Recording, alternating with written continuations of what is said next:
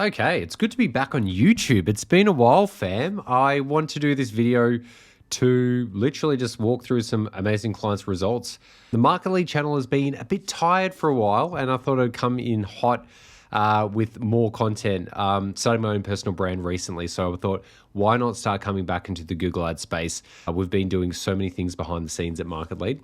The scenes have been, the company's been growing, our clients have been getting outstanding results, we get a lot of referrals, and then the content just stopped because we didn't need to do it to get more clients. But that actually goes against the ethos that I have of learning and sharing. So I'm going to be sharing really simple, practical things with you and for you today around e-commerce. Now, what I'm showing you right now is literally a new Google Ads account that went live last month. If I go here and I go to all time, and I even go to all time in here so you know it's legit. There's no funny business here. You can literally see what we've done in here. So I'm just going to be going to last month's data because we're in September, but the data attribution can be skewed. We just go to last month, and I'm just going to go to all enabled campaigns so we can go through the data together as well. So I'm going to take you through 3 things we've done for a new e-commerce client. And the most important thing to know is new company, no branding, no SEO, nothing. Literally only Google Ads. And then as the Google Ads have come through and the sales have come through, they've used some Klaviyo to retarget and market to them as well. So you've probably been looking at this screen the whole time. I've blurred out the company name at the top and my information so you don't do any crazy things. And I just want to show you what we've done with this account. So with this account, you'll be able to see here it's a feed-only campaign. Now, depending on if you're an expert in Google Ads or not, I will just explain things from the fundamental up. You can run standard shopping in Google Ads, and you can also run Performance Max. We tend to do Performance Max now because it's so powerful, especially over time. The reason why we're noticing that we get better results with Performance Max is because it's built on all the data that we're getting for our clients, like millions of impressions, hundreds of thousands of dollars in sales, and it goes from there. The challenge with Performance Max, like a lot of businesses have with Performance Max, is they really try to push inventory and a lot of ad space that's not as good. So what we do with our clients is we run feed only. Feed only means we're only running the product feed, but with all the benefits of Performance Max, with the AI, the algorithms, and running the remarketing and the cross remarketing across different placements like on the display network and on YouTube as well. So once again, you've probably been looking at this. This is a new client, a new account, and we've been running it for 1.5 months now, only one campaign. Now, the reason why we do this at the start is because with Google Ads, shopping is the most important thing for an e-commerce brand. So you want to be running shopping. Search campaigns with keywords are not as important for e-commerce. There might be a lot of people who say that, but from my direct experience spending over $112 million on ads over the last 10 years on Google Ads and on Facebook ads, I know that that's not the case. The leverage is in the Performance Max campaign. It's in the shopping feed. So that's why we always start there. Now, this client in the first month spent 7.8K and they've done over $104,000 in the first month. So that's a significant win in the first month. How did we do that? That was literally from product feed optimization, which I'll go through, and then how we set up the campaign and the structure as well. You can see that we've done a 13x return on ad spend over that time period, which is outstanding. It actually started at 2,000 or like 2,000%, and then it did move down to about 1,300 as we started to spend more budget. But we did over $100,000 in the first month with no SEO, no like website optimizations, all of that stuff, legitimate products. The leverage points we had here were number one, a big product SKU. I can't go into the client, but a big product SKU, a lot of products in there. Number 2, low cost per click. And number 3, really good conversion rates as well, based on what we've done. So let's go through the 3 pillars that we're going to go through. Number 1, product optimization. Now, people talk about this. How do you do it?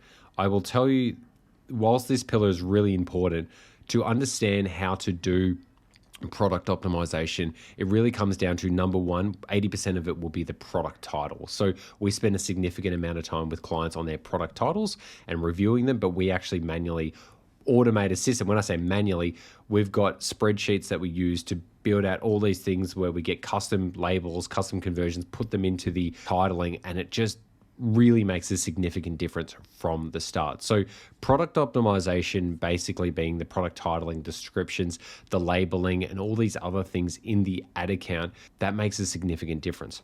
I don't know who's watching this right now. If it's another Google Ads expert who'd be like, yeah, that's so basic.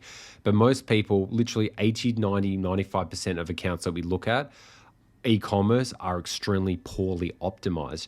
Now, you can watch videos on do it, or you could just get someone like us to help you with it. But the reason why we've been able to do it is because we spend hours and hours and hours and hours building out these feeds for people. And this is based on all the infrastructure that we've set up in our company so far. So with that, to try and do this manually, it's really hard to do. But if you were to manually do it on maybe your first top products, I would say with your product titling, always have the product name and then using pipes or like a single line, and then start using high intent keywords next to it. We've noticed over time that by using that just with a one high intent keyword, it makes a significant difference. In the Google documentation, there's a lot of things that tell you how many characters you should use. Some of our clients have really long ones, some are shorter. I would just encourage, try and keep it as you're optimizing for Google to show it, but you're also optimizing it for the user to click it. So making sure that the title's actually incentivizing people to click it makes a huge difference.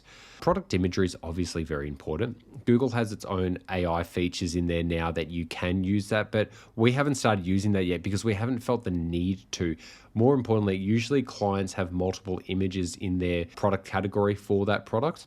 So we might just manually override which product image we think is the best one to be the primary image that we show on the shopping feed. So the first thing we do, once again, is the product titling or the product optimization and the labeling as well. Number 2, and this is going to be really interesting. I hope you're watching up to this point now. We've only recently updated this, but we started with a target return on ad spend of 100%. Now, we've been experimenting with this with a lot of clients, and we've been seeing some very interesting results. A lot of people think, especially at the start, that if you need to be setting a really high target to hit a high target, we've just noticed that that can actually stranglehold a lot of the data at the start of the account. Because if you've got good products with good labeling, you want them to be distributed as fast as possible. You want to make sure that they're actually being seen as much as possible, especially in that learning phase at the start of the account. So we started this account with 100 ROAS. And that way it can literally just deliver and actually see within the first week or 2 week what the data is.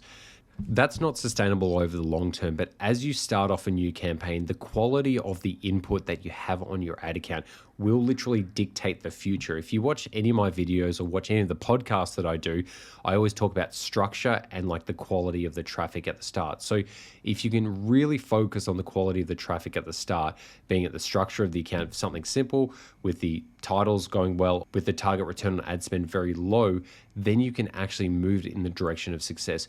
You can't give the machine too much control at the start, which would usually just be with a poor feed, or you can't stranglehold it with too much of a high target return on ad spend because you don't have any benchmark data yet. You usually need about 21 to 30 days of data, especially in this data-rich economy now, to actually move it in the right direction. So once you've actually built out the feed and it's really strong, it's very clear, and then you set your target return on ad spend, that's when you can execute it. Now, the next strategy that we did for this client is we're up to $365 a day.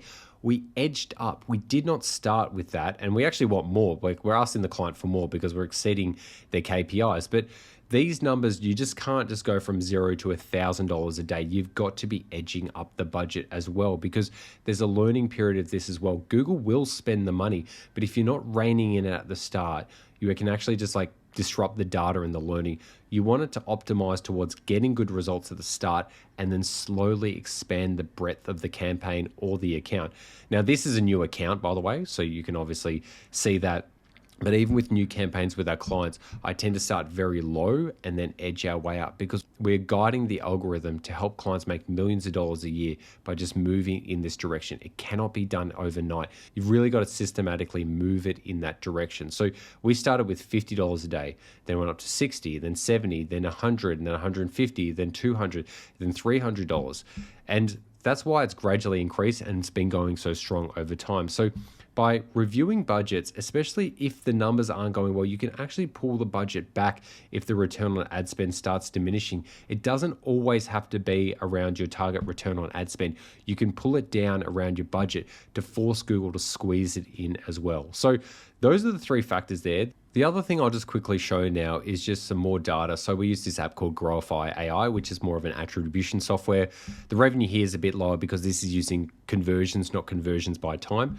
Once again, a really important column to use is conversions by time, just a better attribution. But we can see that the average order value for this client was only $43. You got to remember at the end of the day, like these weren't like high ticket items. It's a lot of low ticket items as well with low CPAs. So we could see that over the month with different metrics, we were able to achieve this good budgeting, good labeling on the products and optimizations, and then good target return on ad spend targets from the start. So this month we're looking to do significantly higher in revenue. I'll look to do a video and report back on that later on, but this is just the start of a month one of a client that had no brand, no SEO, no website optimizations, and how we hit over 6 figures in the first month with a 1,300% plus ROAS.